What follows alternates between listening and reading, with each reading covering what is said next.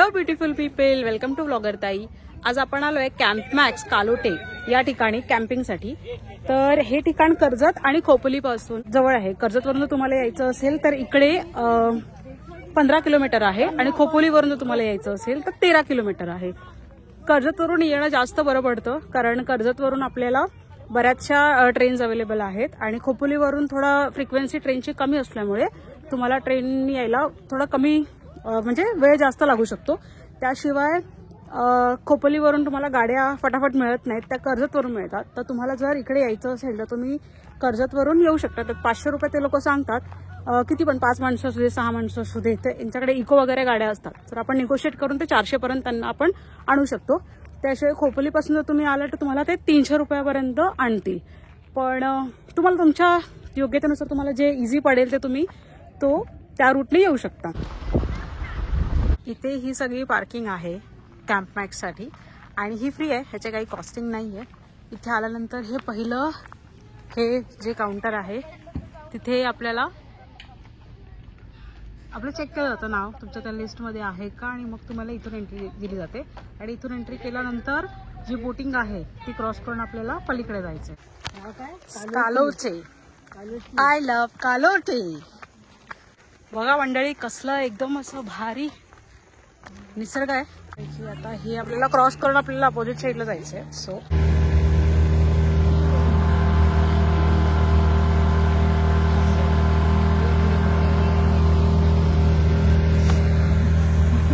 तर आता इथे बघू शकतो आपण हे कॅम्प मॅक्स. ते 6:30 नंतर आपल्याला काही एंट्री मिळत नाही. आता 6:20 झाले, आम्ही पोहोचलोय, लेट पोहोचलोय बरंच, पण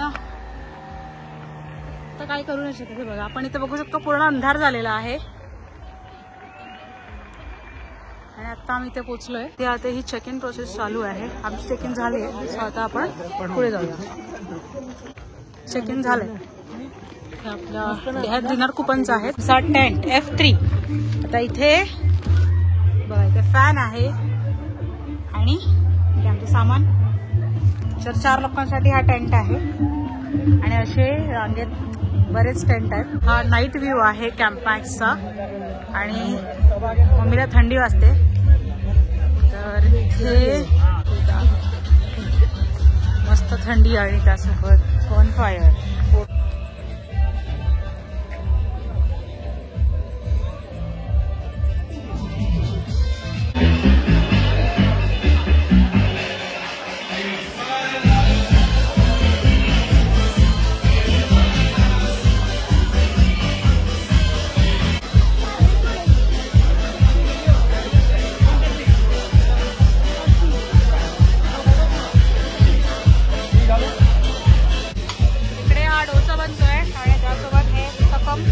आणि इथे हा रस्सा, चटणी आणि इथे ही ग्रीन चटणी. आता ही मम्मी ग्रीन चटणी घेते. मी आता मला उत्तपम हवा आहे.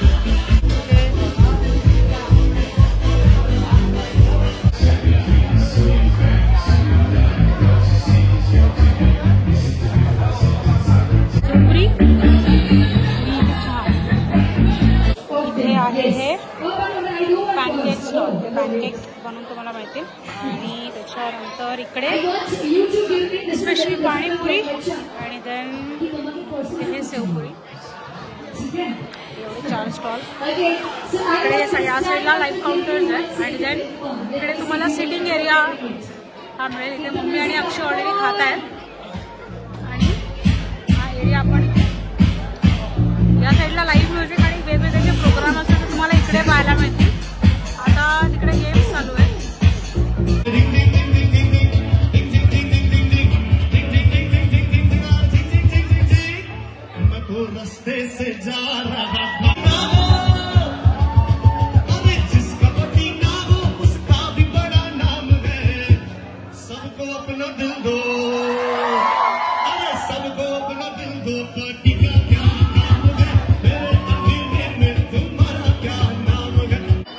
क्रिसमस असल्यामुळे एवढा क्राऊड आपल्याला पाहायला मिळतोय.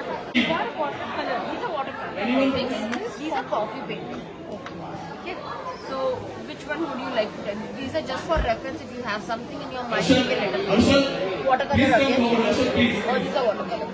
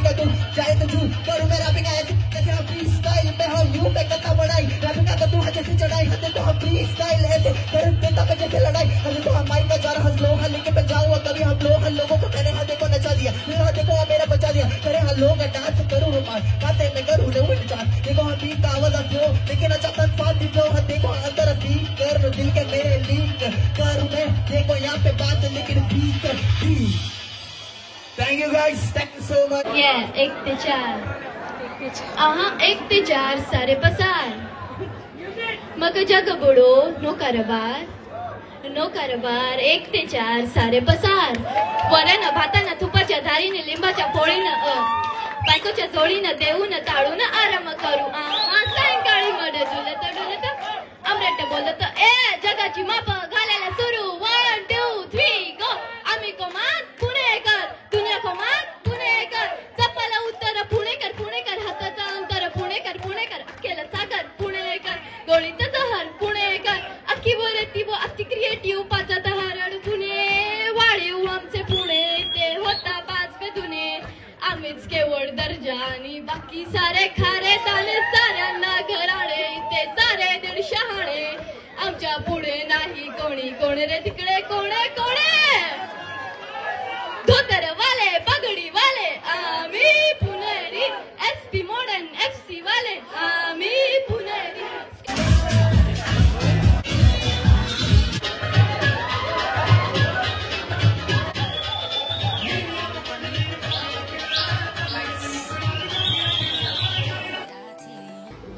तर हा जो एरिया आहे हा इथे आपण संध्याकाळी आल्यानंतर इव्हिनिंग स्नॅक्स आणि डिनर वगैरे आपण या एरियात करू शकतो.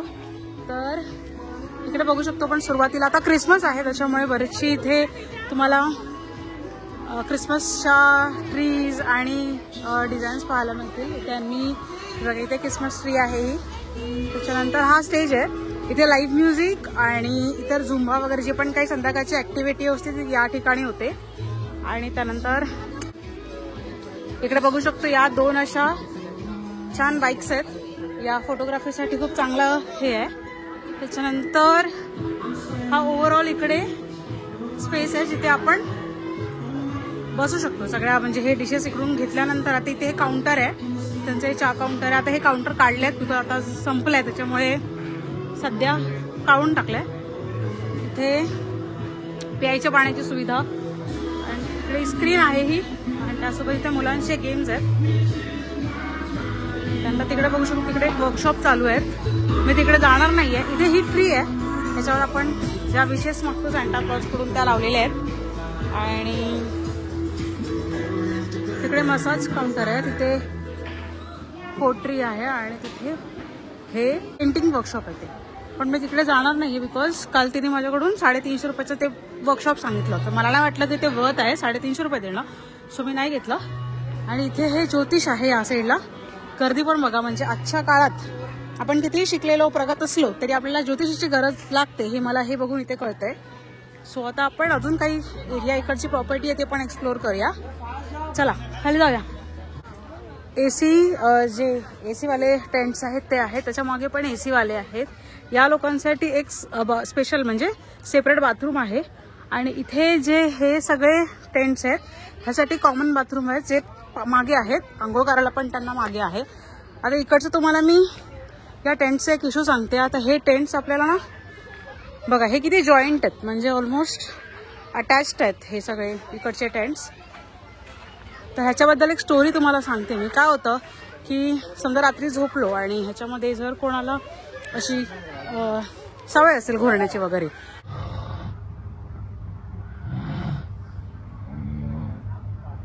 त्याच्यामुळे काय होतं एकाकडून दुसरीकडे आवाज हा पास होतो आणि मग बाकीचे जण शांत नाही झोपू शकत. सो एक खूप म्हणजे मला पर्सनली आलेला अनुभव खूप वाईट होता या संदर्भात. तर तुम्हाला एक्सप्लेन करते मी. सध्या आता आम्ही आमचं चेकआउट आहे तर जरा स्टार्ट करतो. हा आमचा F3 टेंट आहे. काय काय तुम्हाला दाखवते. इथे हे 4 बेड्स लावले आहेत, पंखा आहे आणि इथे चार्जिंग पॉइंट आहेत 2.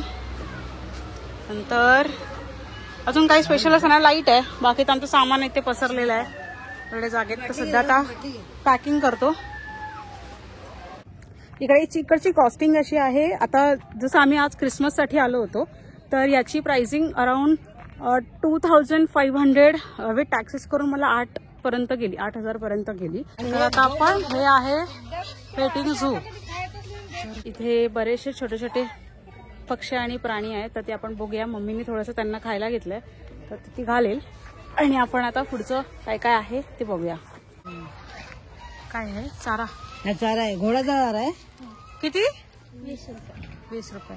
नुसतं चारा मिळतो, ते ब्रेड आणि गहू नाही भेटत. वेगळं आहे. अच्छा हे काय आहे?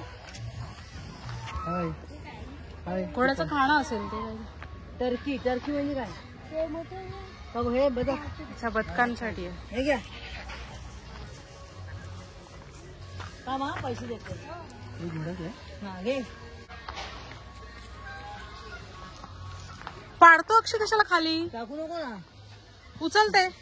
पाळला कुठे काढला जय श्री गुरुराणी नर्गिस नागोकाने ऐकली, जय श्री गुरुराणी नर्गिस नागोकाने ऐकली, जय श्री जिबी नागपुत्र गिराज, जय श्री जिबी नागपुत्र गिराज, जय श्री गुरुराणी नर्गिस नागोकाने. दुसरं कोणतरी झालं. हे सगळे ओपन सोडलेत आणि हे आपल्या अंगावर आले तर काय करायचं? काय रे बोलू नको ना तू, मी काढते. हे घे.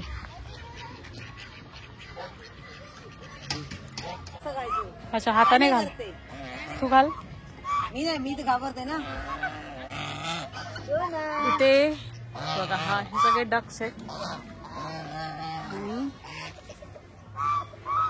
ते कोंबडा. त्यांना नको घालू, त्याने खाल्लंय. ऊपर आ जाएगा, नीचे दे दो.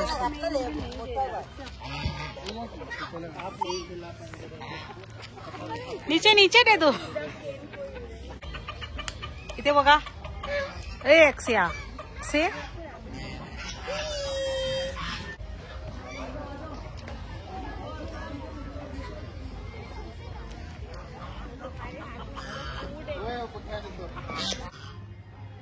हे डॉंकी आहेत, ते हे पिग आहे, ही शिप, त्यानंतर इथे बकरी आहे. हा बघा कॅमल.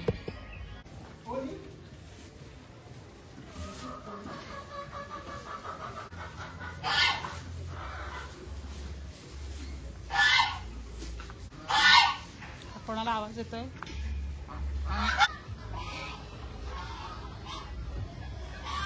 इकडचे बेसिंग बघा, हे कसे थोडे युनिक आहेत. इथे हा कुल्ली गोळ्याचा एक छोटासा गेम आहे. इथे पण एक गेम आहे आणि हा इकडचा परिसर.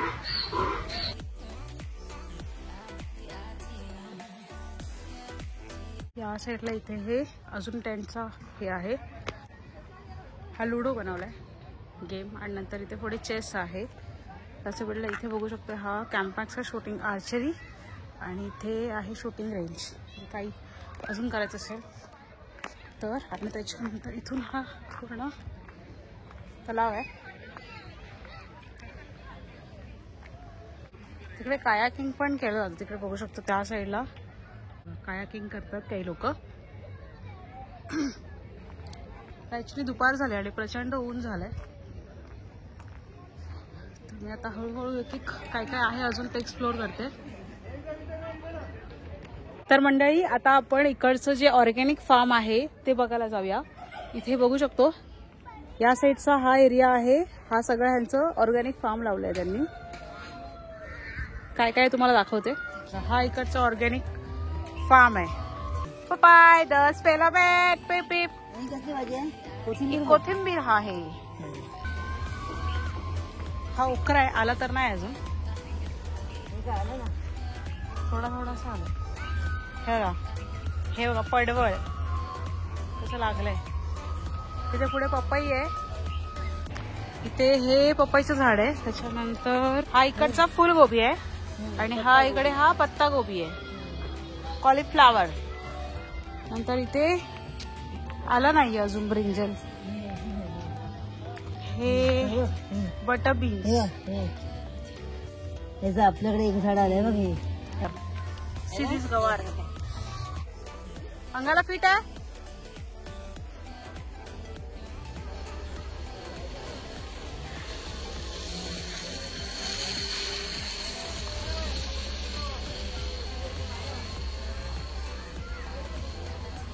हे फोटो काढण्यासाठी हे 2-3 पॉइंट्स आहेत आणि इथे बॉनफायर होते रात्री. त्याच्यानंतर इकडे हे 2 इथे AC टेंट आहेत आणि इथे नॉर्मल टेंट आहे. मग अशी मी म्हटल्याप्रमाणे नॉर्मल टेंट हे खूप जवळ असल्याने काय होतं, तुमच्या घरी जर कोणी असं रात्रीचं घोरत बिरत असेल तर दुसऱ्याची पण फुल वाट लागते. म्हणजे एकामुळे ऑलमोस्ट 3-4 आजूबाजूच्या टेंटमध्ये झोपणाऱ्यांना त्रास होतो. दुसरी गोष्ट, इथून ते लास्ट टेंट म्हणजे हा 1 नंबर टेंट आहे, ते 12 टेंट आहेत टोटल इकडे.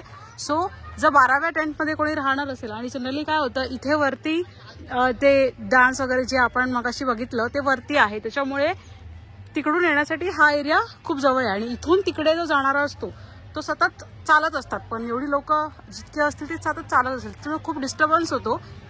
तर मला हे इतकं ठीक नाही वाटलं. म्हणजे टेंट थोडंसं लांब लांब ठेवायला पाहिजे होतं त्यांनी, पण हे खूपच जास्त जवळ आहे, तर हे थोडंसं पटलं ना मला. बाकी या साईडला इथे हे तलाव आहे, या साईडला हे 2 लोकांचे आणि 3 लोकांचे टेंट या साईडला अवेलेबल आहेत. खूप कंजेस्टेड आहे ॲक्च्युली ते. प्रॉब्लेम इकडे मला हा वाटला की हा बघा, हा एक आहे, हे इंडिव्हिज्युअल हे आहे टेंट्स आहेत, थोडे थोडे हे वेगळे आहेत तरी पण आहे. म्हणजे या आणि त्या टेंटमध्ये इतकासा काही डिफरन्स नाही आहे. बघा, हा फर्स्ट टेंट आहे आणि हा सेकंड टेंट आहे, त्याच्यामुळे थोडासा लांब आहे हा. आवाज आला नसता ना, पण ह्यात तुम्हाला स्नोरिंगचा आवाज आला नसता असं मला वाटतं. हे बघा, हा फर्स्ट टेंट आणि हा सेकंड टेंट हे थोडे लांब लांब आहेत, तर इकडे थोडा स्नोरिंगचा आवाज तुम्हाला कळला नसता असं मला वाटतं. जनरली पावना वगैरेला काय आहे की टेंट मधून जेव्हा आपण टेंटची झीप अशी ओपन करतो तर आपल्याला छानसा निसर्ग दिसतो. इथे असं नाहीये, त्या टेंटच्या पुढे टेंट, त्याच्या पुढे टेंट. सो असे आय थिंक हे फक्त हे त्या साईडचे जे टेंट आहेत ना त्यांनाच फक्त ती फर्स्टला जे असतील त्यांनाच ती फॅसिलिटी अवेलेबल आहे. अदरवाईज सगळ्या टेंटच्या पुढे टेंट, अशी लाईन वाईज सगळे टेंट आहेत. त्याच्यामुळे तुम्हाला निसर्ग बघायसाठी पूर्ण बाहेर येऊनच बघावं लागेल, अदरवाईज काय ऑप्शन नाही आहे. आणि अजून बघूया काय काय आहे. बघा, हे आहे, हे गॅम्पलिंग टेंट्स आहेत. हे त्याच्यापेक्षा बरे आहेत, कारण हे नाही, ह्या साईडचे नाही म्हणते मी. इथे काचेचे हे गॅम्पलिंग टेंट्स आहेत. हे इंडिव्हिज्युअल टेंट्स जर तुम्ही घेतले तर चांगले आहे, अदरवाईज ते जॉईंटवाले जे टेंट्स आहेत त्यात का पॉईंट नाही आहे घेऊन असं मला वाटतं. हे चांगले आहेत, हे पण चांगले आहेत तसे. इकडे आल्यानंतर संध्याकाळचं इव्हिनिंग स्नॅक्स आणि त्यासोबत डिनर आणि नेक्स्ट डेचा जो ब्रेकफास्ट असतो तो तुम्हाला मिळतो. लंच नाही मिळत इकडे, ठीक आहे. So evening snacks, dinner plus next डेचा ब्रेकफास्ट असं तुम्हाला मिळतो. त्यात संध्याकाळचं जे डिनर आहे ते बरंच चांगलं आहे खाण्यासाठी. अदरवाईज ब्रेकफास्ट मला इतकासा नाही आवडला, म्हणजे जास्त काही क्वांटिटी पण नव्हती आणि टेस्ट वाईज पण इतकं ठीक नाही आहे. चांगलं ओके आहे. राहण्यासाठी जर प्रेफर कराल तर मला वाटतं तुम्ही ग्लॅम्पिंग जे टेंट आहेत तेच घ्या, नॉर्मल टेंट्सकडे जाऊ नका, कारण त्यात बरेचसे प्रॉब्लेम्स आहेत. हे आहेत गॅम्पलिंग टेंट्स.